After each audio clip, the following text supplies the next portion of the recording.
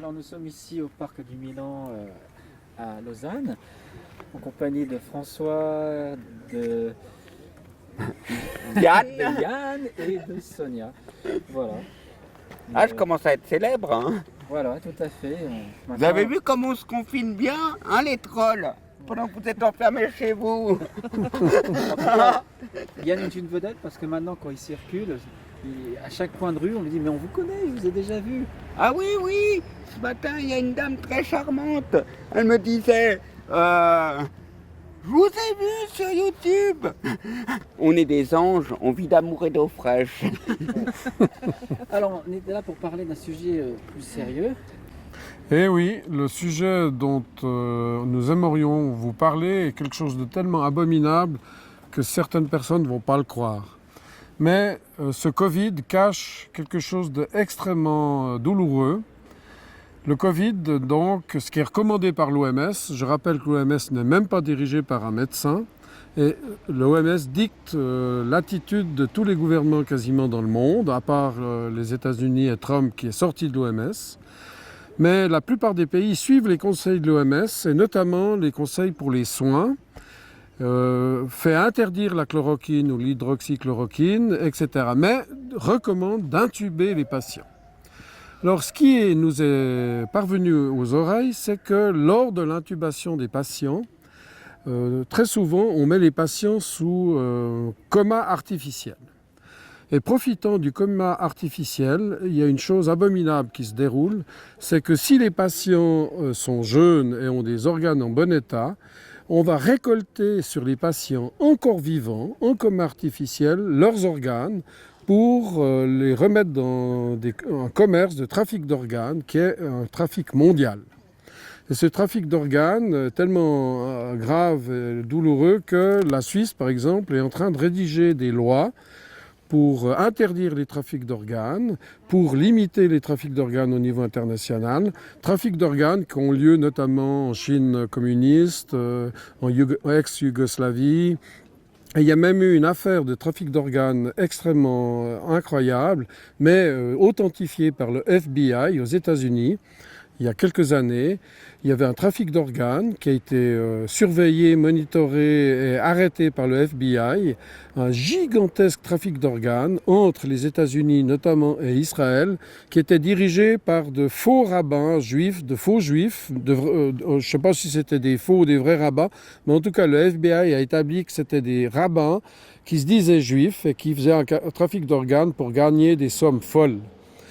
Et actuellement, à cause du Covid, vous avez des affaires qui sortent maintenant, notamment en France, où un athlète, par exemple, qui avait des organes en parfait état, qui avait juste un problème de couronne dentaire avec un staphylocoque qui lui donnait mal à la tête, ils l'ont fait passer pour Covid dans un hôpital privé, notamment à Paris. Cet athlète a été intubé et ensuite ils ont refusé de montrer le corps à la famille. Ils ont voulu l'incinérer et je crois même qu'ils l'ont incinéré. Je ne suis pas sûr de la suite de l'affaire, mais en tout cas, il y a une très forte présomption que ce soit un trafic d'organes, qu'on ait pris les organes de cet athlète, un excellent cœur, etc., pour faire des greffes à prix d'or. Et ceci se passe pas seulement en France, mais on le sait que ce trafic d'organes est international et que ça rapporte des montants considérables. Donc ce qu'il faut, c'est que les autorités, notamment françaises, fassent une enquête sérieuse dans cet hôpital, que le corps soit autopsié s'il n'a pas déjà été incinéré. À ce sujet, je recommande aux familles de ne pas laisser incinérer les corps, car soi-disant c'est pour éviter la contagion du virus. Mais de toute façon, le virus, d'après le professeur Raoult, à la fin n'est plus virulent. Donc, famille, ne laissez pas incinérer les corps de vos membres, de vos décédés. Demandez des autopsies, surveillez ceci, car il y a pas seulement une présomption, mais une certitude qu'il y a des trafics d'organes au niveau mondial, que notamment la Chine est impliquée dans ce genre de trafic d'organes. Il y a quelque chose qui pue dans cette affaire. On a déjà vu avec l'hydroxychloroquine, on l'a déjà vu avec les mensonges nombreux et variés du gouvernement français. Tout ceci pue. C'est pas seulement une pandémie, c'est une plandémie prévue, calculée. Derrière, il y a Bill Gates, derrière, il y a George Soros, de son vrai nom Schwarz, qui veut dire noir en français ou black en anglais. Derrière, il y a des sociétés qui portent le nom black. Dès que vous voyez black, black, black, soyez très prudents. Arrêtez cette mécanique infernale, résistez. Et pour rester sur une note positive, discutez, ayez des amis, faites-vous des jardins, priez, discutez, parlez. Ne vous confinez pas, allez au soleil. Un des meilleurs médicaments contre cette pandémie, c'est simplement la vitamine D. La vitamine D est gratuite, c'est le soleil qui vous la donne. Mettez votre peau au soleil le plus longtemps possible, ça vous fera du bien. Ne croyez pas à la presse, ne croyez pas à la télévision, ne croyez pas les autorités, surtout françaises. Ce sont des fiefs et coquins. Mettez-les dehors, je vous recommande de les mettre dehors, ne leur obéissez pas, vraiment, changez-les, poussez-les à la démission, la comédie a trop duré, surtout qu'ils vous préparent le vaccin obligatoire, ils vous préparent la deuxième vague, ils vous préparent une nouvelle pandémie. Le gouvernement américain maintenant a les preuves que cette pandémie a été organisée et faite dans un laboratoire à Wuhan. C'est peut-être le laboratoire au 666 de la rue chinoise de Wuhan. Arrêtez, ça suffit. Il y a trop. Il y a trop. Totalement improvisé. Peut-être prendre le micro-cravate. Ah ouais. Ça va passer. Ouais. Alors, Passe à ton voisin, zinzin. on va te le mettre là. Ouais. On va laisser la parole à Yann Lopez qui avait un petit mot à dire façon improvisée. Mais comme il adore l'improvisation. Ah oui, moi c'est toujours improvisé, j'écris jamais mes discours. D'ailleurs je fais pas de discours, c'est de l'improvisation. Hein. J'ai pas de prompteur.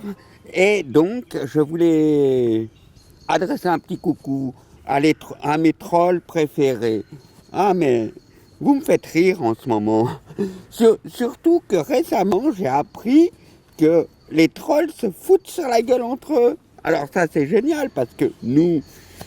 activistes, que vous aimez nous appeler complotistes. Alors, je vais quand même faire un petit trait d'histoire.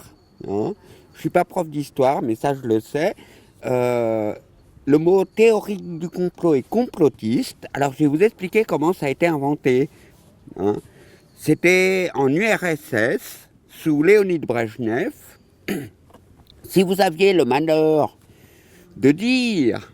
ou pire encore de l'écrire, que par exemple, dans les pays de l'Ouest, on ne faisait pas la queue devant les magasins, qu'il y avait tout ce qu'il fallait dans les magasins, que les gens vivaient dans le confort.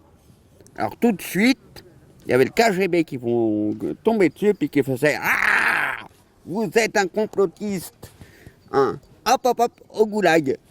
Et donc, en fait, les complotistes en URSS, c'était ceux qui disaient la vérité. Et aujourd'hui, en 2020, les complotistes, c'est toujours ceux qui disent la vérité. Alors, bon, les trolls se foutent sur la gueule, il y a Trollolo Bubule et puis Max la Menace qui sont en train de se foutre sur la gueule. Et puis, tous les jours, on découvre des nouvelles chaînes anticomplotistes. Alors, il y a un prof de maths, du moins, je ne sais même pas s'il est prof de maths, mais il joue les maths tout matheux. Hein, et bien tout à coup, hein, comme les mathématiques, les gens, ils sont plutôt allergiques aux maths. Hein. Moi, je ne sais pas, quand j'étais gamin à l'école, les maths, j'aimais pas trop ça. Hein. J'adorais la chimie par contre, j'adorais la physique, mais les maths, non. Et je connais qu'une personne qui adore les maths, hein, c'est mon ami Thibaut, que je salue. Salut Thibaut, qui lui est capable de t'extraire de tête les racines carrées des grands nombres, des dizaines de millions, etc. Moi, les maths, c'est pas pour moi. Alors il s'est rendu compte, ce prof de maths, qui, je vais quand même citer sa chaîne, parce que c'est pas son nom, le prof des cavernes, voilà. Alors je le salue aussi, parce que c'est merveilleux ce qu'il fait en nous critiquant, hein. Eh ben, il fait donc monter le nombre de vues de la chaîne Agora TV News et What a Beautiful World d'une façon exponentielle. Alors, en fait, moi ça me fait rire. Hein. Et alors, il y avait un chroniqueur de télévision célèbre, son nom m'échappe, ça me reviendra, qui disait « Parlez de moi en bien ou parlez de moi en mal, peu importe, parlez de moi ». C'était les Zitrone, Léon Zitrone qui disait ça. « Parlez de moi en bien ou parlez de moi en mal, peu importe, parlez de moi ». Alors, on parle en mal de la chaîne What a Beautiful World et Agora TV News, qui est une chaîne de méchants complotistes. Et bien, tout de suite, ça fait 1000 abonnements en plus. Alors, merci. Voilà. Et vous voyez, je suis en bonne santé. Hein. Alors là, je me déconfine dans un superbe parc. Hein. Du moins, j'ai jamais été confiné, moi. Hein. Et puis, de toute façon, le coronavirus, nous, on s'en fout, on a nos antidotes. Voilà. Et puis, je remercie tous mes soutiens, toutes les personnes qui me soutiennent. Hein. Maintenant, je me balade dans la rue, il y a des gens qui m'arrêtent, qui me disent « Je vous ai vu sur YouTube, félicitations !» Alors, voilà. Je vous remercie. Puis, vous voyez, j'ai toujours la santé. Hein. Ils n'ont pas réussi à m'avoir. Voilà.